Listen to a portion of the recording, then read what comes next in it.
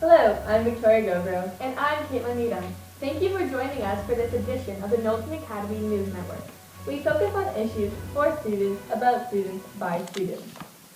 Our first story today is about technology. With summer at our doorstep, it's time to think about getting outside. We are lucky to live in an area with fresh air and activities. The problem is, too many kids are glued to their screens. iPads, iPods, TVs, computers, games, you name it. Obesity problems are worse than ever. Our Knowlton Academy news reporters, Andrew Williams and Julia Bernesh, went to find out how much screen time is appropriate. Studies have shown that approximately 2 to 3 hours of screen time are appropriate for kids in a day. But these days, iPads are used at school, at home, and at play. How much screen time do you think is appropriate for kids in a day? I think in a day should be around 10 to 15 minutes once they've finished their work. Probably 25 minutes. 25 minutes? Yeah. Well, if it's for homework, I think as much time as it takes you, it's okay. But if it's for only playing video games and stuff like that, no more than 1 hour, I think. This parent would much prefer to see his kids doing other things. All depends on what they're using the screen time for. If it's to do something creative, then I think 30 minutes is ample. If they're just playing video games, I think 10-15 minutes a day is enough. What about teachers? What do they think about all this technology? I have seen a decline in creativity, I find, since people are so involved in technology. They're constantly waiting for people to feed them information, and therefore their creativity is kind of dwindling out. I do think it affects them very much. A child's brain is still developing, and they can become addicted to repetitive games very quickly, more quickly than adults. Now it's up to you to separate screen time from reality. Andrew Williams and Julia Bernesh, Knowlton Academy News Network. Thank you, Andrew and Julia, a topic we all need to consider and make sure we're all more active this summer. My name is Bianca Bone. Thank you for watching. Our next story is about something new in our community. KANN's Jackson Stone went out to cover Brome Lake's new skate park. The ribbon has been cut. Something kids have been waiting for years is finally a reality.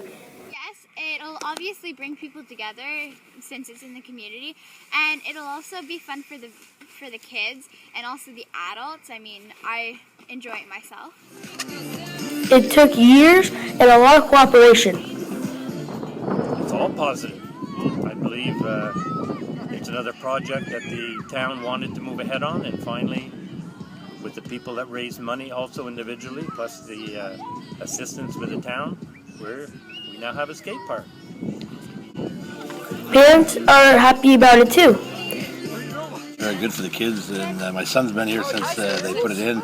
Every night to dark, he's been here. He enjoys it, and I see a lot of other kids come, and they seem to enjoy it too. Many feel it's a good step in the right direction for a town that needs young families. Jackson Stowe, Knowlton Academy News, signing out. Thank you, Jackson, for that interesting report. I think I'll take up skateboarding. It looks like a lot of fun. Hi everyone, my name is Jack Eldridge. You are watching Knowlton Academy News Network. We are bringing our topics closer to home now, dealing with a few school issues here at KU. This story is all about the latest teachers' strike that affected everyone in this school and in schools across Quebec throughout the year. Our reporters Victoria Grovero and Caitlin Needham have the details. Having a day off school is usually fun, but having too many days off of school can be too much. I was so stressed out. My students are way too behind. And for this parent, it's difficult for her to watch her son struggle to catch up. With the budget cuts, that means that he's not going to get the help, and he is a very smart young man, and he wants to go to CEGEP and eventually university. And if he does not get that help, there's a possibility that we're going to have to find other ways. Many teachers were conflicted about the Work to Rule campaign, knowing that it was necessary in order to not lose too much, although it did make their jobs much harder. Well, in my case, they aren't really affecting my teaching strategies because everything is hands-on. Although I must say that some of my students have been falling a bit behind because we're not allowed to give them extra remediation or extra time after school or lunch hours or recesses. And I do find myself cheating a little bit and still giving them a little bit of extra time because I don't want them to fail. Administrators like Principal Renali Gore here at Knowlton Academy found that the budget cuts have been affecting us greatly and not in a good way. It's greatly affecting the school. There's a different atmosphere in the school. Through no fault of the staff, it's just the way it is. A lot of just about every extra activity we offer the kids is no longer available. The struggles due to Work to Rule and the budget cuts have caused are finally over. In an early day in January, the Work to Rule contract for the Eastern Township School Board was signed off. Therefore, school activities and extras became shortly after. Victoria Govro and Caitlin Needham, Knowlton Academy News Network.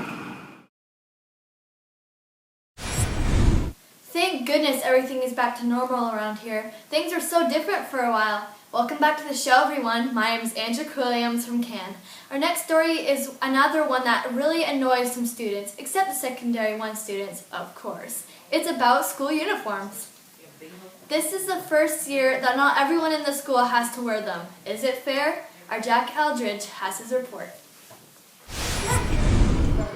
This is a typical day in the secondary 1 hallway. You see no uniforms. The reason they aren't in their uniforms is because the principal decided they didn't have to. She had taken a request from the older students going into grade 7 in order to keep them happy them at Knowlton instead of going to Massey Valley. And when the rest of the kids get to secondary 1, they won't have to wear their uniforms either. So it's a privilege that everybody has to look forward to. The whole school doesn't necessarily agree that it's fair. Jackson thinks that we should have a Free Dress Friday on Monday as well. Well, it is fair and not fair at the same time. Yes, you are lucky to have a Friday. We are lucky to have the whole year. But sometimes it's not as fair for you guys either.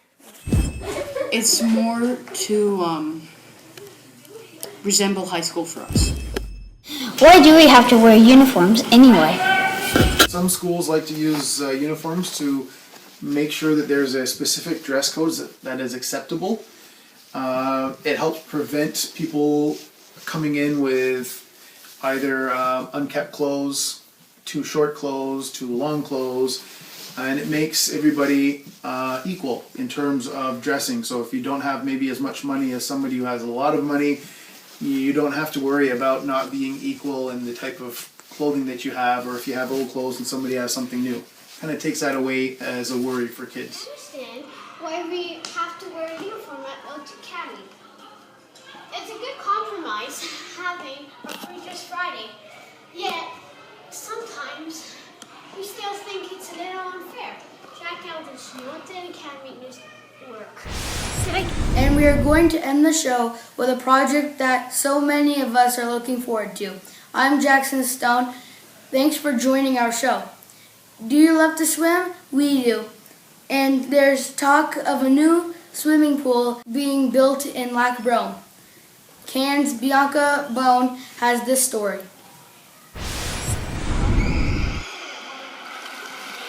We love playing in the pool. Right now, the closest one is 20 minutes away, in the town of Cowansville.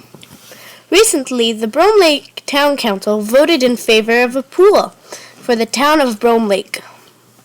Although there are some people who don't agree, the people I spoke to thought it was a good idea. What do I think about the pool? I think it's going to bring a lot to the town.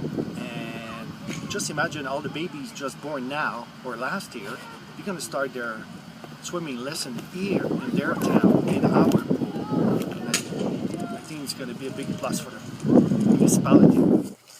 As a gym owner, Alan knows that a pool is good for kids like us to have fun. but also good for everyone's health. Everyone knows how the benefits of exercise and having a good time is. So it's a great, socially and physically, it's a great thing to have. But making this pool is not going to be as simple as people wanting it. Maybe there's been a little bit of backlash from some very small minority of the town that maybe don't want their money to go into a pool. That's probably their biggest obstacle at this point that I'm aware of. There's still a long swim till we get there. For many people, taking care of their health is very important. A pool in this community would be something that older and younger people will really enjoy. I know I would. Bianca Bone, Knowlton Academy News Network.